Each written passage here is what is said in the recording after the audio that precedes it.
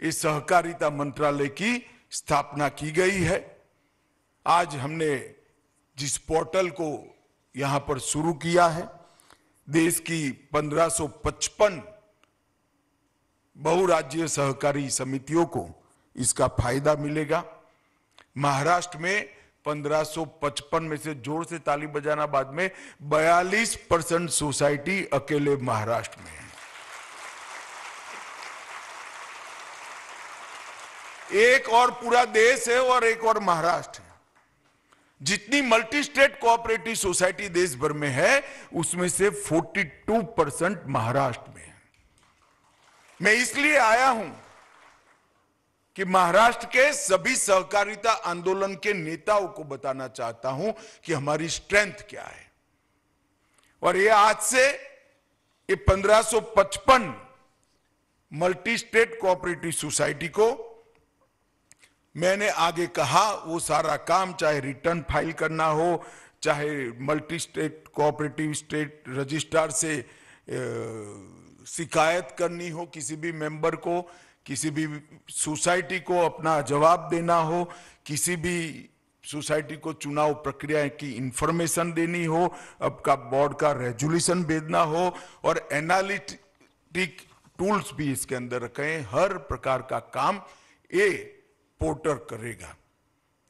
और इसके बाद यही पैटर्न पर हम राज्यों के सहकारिता के रजिस्ट्रारों के कार्यालय का भी कंप्यूटरीकरण करने जा रहे हैं, उसको भी कंप्यूटराइज करने जा रहे हैं, जो राज्य भर की 8 लाख कोऑपरेटिव सोसाइटियों के साथ सीधा कंप्यूटर से संवाद करेगा। तब जाकर एक काम में गति आएगी। सहकारिता आंदोलन आधुनिकता के बगैर आगे नहीं। हमारे यहां गुजरात में जीरा और इसबगुल होता है, मगर एक्सपोर्ट बहुत कम होता था। क्यों? क्योंकि मिट्टी लग जाती थी, इसकी सफाई की व्यवस्था नहीं थी। करना कुछ नहीं था, एक प्लास्टिक की दरी बिछा देनी थी, इस पर जीरा डालना था, खेत में, खलियान में। नहीं होता था। इसबगुल भी एक्सपोर्ट नहीं होता था। अब ये मल्टी स्टेट एक्सपोर्ट समिति किसान के पास से या पैक्स के पास से एग्रीकल्चर प्रोड्यूस को खरीदकर दुनिया भर के बाजार में बेचेगी, और इसका मुनाफा भी मिल्क कोऑपरेटिव की पैटर्न पर सीधा किसान के पास जाएगा। वो मल्टी स्टेट कोऑपरेटिव नहीं रखेगी। एक्सपोर्ट का फायदा मेरे किसान भाइयों को होगा।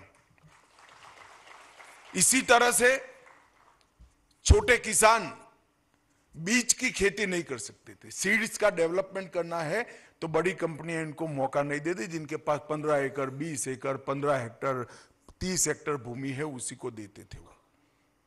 अब आपके पास सिर्फ 2.5 बीघा मतलब 1.25 एकड़ भूमि है, तो आप बीज का प्रोडक्शन कर सकते हो। ये मल्टी स्टेट सीड्स कोऑपरेटिव आपका बीज ले लेगी, आपको बीज बनाने का सर्टिफिकेशन भी करेगी, और आपके बीज को वो अपने ब्रांड के साथ भारत के और विश्व के बाजार में भी बेचेगी, जिससे किसान ज्यादा प्रोडक्टिव क्रॉप अपने खेत के अंदर कर पाएगा। ये तीनों कोऑपरेटिव सोसाइटीज मैं स्पष्ट रूप से देख रहा हूं कि जिस दिन पद्मश्री पाटिल ने साकर कारखाने की नींव डाली होगी, उनको मालूम नहीं होगा, किसानों को भी मालूम नहीं होगा, शायद पद्मश्री पाटिल को भी मालूम नहीं होगा। देश भर के 10 करोड़ से ज्यादा किसानों के उद्धार का काम हो रहा है। ये तीनों सोसाइटियां ऐसी है जो आने वाले दिनों में हमारे देश के करोड़ों किसानों की समृद्धि का मार्ग प्रशस्त करेंगे। पहले कोऑपरेटिव के साथ स्टेप मदर अप्रोच से व्यवहार किया जाता था। अब मोदी जी के नेतृत्व में किसी की हिम्मत नहीं है कोऑपरेटिव को स्टेप मदर अप्रोच से देखने की। हमने समान व्यवहार की। कॉरपोरेट के लिए जो व्यवस्था है वो सारी कोऑपरेटिव के लिए है। इनकम टैक्स के अंदर जो जो दोहरे मापदंड थे हमने समाप्त कर दिए। 31 मार्च को मैन्युफैक्चरिंग आरंभ करने वाली 31 मार्च के बाद मैन्युफैक्चरिंग आरंभ करने वाली समितियों को 15% दर का फायदा मिलेगा। टीडीएस में 3 करोड़ की उच्चतम सीमा भी तय कर दी, कैश भरने की सीमाओं का भी एक्सटेंशन कर दिया। और ये अभी अजीत दादा ने कहा कि कितने सालों से शुगर मिल का प्रॉब्लम पड़ा था, किसी ने कहा 10,000 करोड़ माफ हो गया, किसी ने कहा 10,000 नहीं, पेनल्टी और इंटरेस्ट गिन लो तो 30,000 करोड़ हर्षवर्धन भाई ने बताया। भाई मैं अलग दृष्टि से देखने वाला आदमी हूं।